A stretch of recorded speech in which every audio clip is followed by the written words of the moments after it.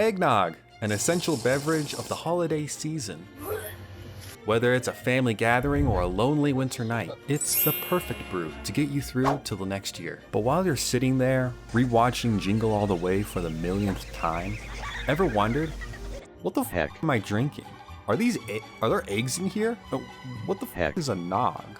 Well, nog is derived from an old Gaelic word for drinking cup. An egg is derived from a chicken's ass. Combine the two words together and you get eggnog. But where did eggnog come from?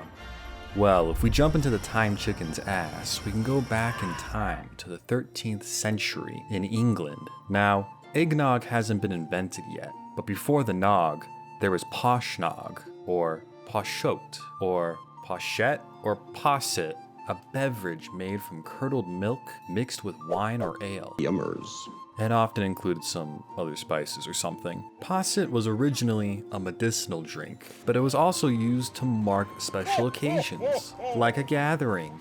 Like every alcoholic beverage, some monks experimented with the drink and thought it would be a pretty funny idea if they added eggs and figs into the mix. Now they didn't know it yet, but they had just laid the groundwork for the modern version of eggnog. Flash forward to the 17th century, and eggnog is a popular drink that is enjoyed primarily by the English aristocracy because the ingredients were too expensive for the common person. In the 18th century, the nog was exported to the American colonies. But there was one problem. The version of the drink, which was mixed with either brandy or wine, was also too expensive. You see, in order to get those materials, they had to be imported from Europe. The colonists, who had an excess of eggs and dairy at their disposal, wanted a cheaper alternative to spike their nog with, and so they looked to the Caribbean, where rum was way cheaper to import.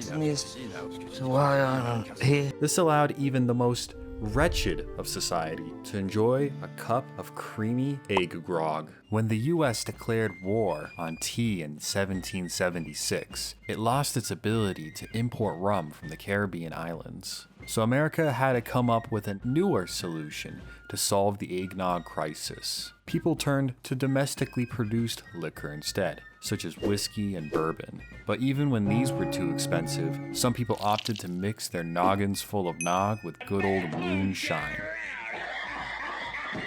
Now, according to some records, Supreme Patriot Leader George Washington of the United States of America was said to have formulated a special recipe for eggnog, and, get this, didn't specify the amount of eggs needed. Records for this recipe are available, but the authenticity surrounding Washington's authorship are flimsy at best. But one thing's for certain, the amount of alcohol in this recipe would certainly earn Washington's approval. But why is eggnog so strongly associated with the holiday season? Is it because egg punch was Jesus' favorite drink for Christmas? Well, its ingredients were harder to get during the winter time, which made the drink particularly special to consume during this time of year. Ritual consumption of Eggnog was a tradition that stuck all the way throughout history up until the present day, where it is consumed en masse. Americans consume an estimate of over 15 million gallons of green eggs and grog a year. The biggest consumer of which is Kris Kringle, America's sweetheart. But not everyone is a nog lover. Eggy-noggy is a love it or hate it type of drink. And while everyone is entitled to their own opinion, some nog haters wanted to spoil everyone's fun by banning it, which caused one of the most bizarre mutinies in history. The Eggnog Riot, also known as the Grog Mutiny, was a student uprising that occurred in one of America's most prestigious military academies. 1826, it was Christmas Eve, at the military academy at West Point, and the superintendent, Colonel Sylvanus Thayer, decided that for this year's Christmas celebration, there would be no alcohol in the egg and nog grog. Previously, West Point staff turned a blind eye to booze in the drinks, but after a certain July 4th party, they no longer tolerated it. However, cadets at the academy were determined to have another good time this year. They crossed the nearby Hudson River and entered a tavern where they procured a large quantity of whiskey.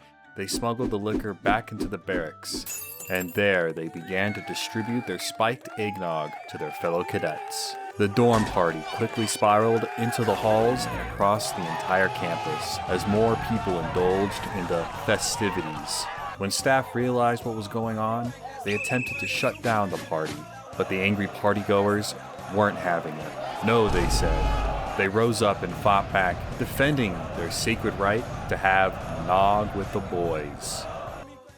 The situation devolved into an all-out riot, which ended on Christmas the following day. The Nognauts were defeated, and 20 of the cadets were court-martialed. Interesting side note, one of the rioters who participated in the event was none other than future Confederate President Jefferson Davis, who carried that rebellious spirit later in life, where he defended his people's sacred right to own people. Just hear those sleigh bells jingling-a-ring-a-ting-a-ting-a-ling-a-too. Ring-a-ling-a-ling-a-ting-a-ling-a-ting. Come on, it's lovely weather for a sleigh ride together with a Jew.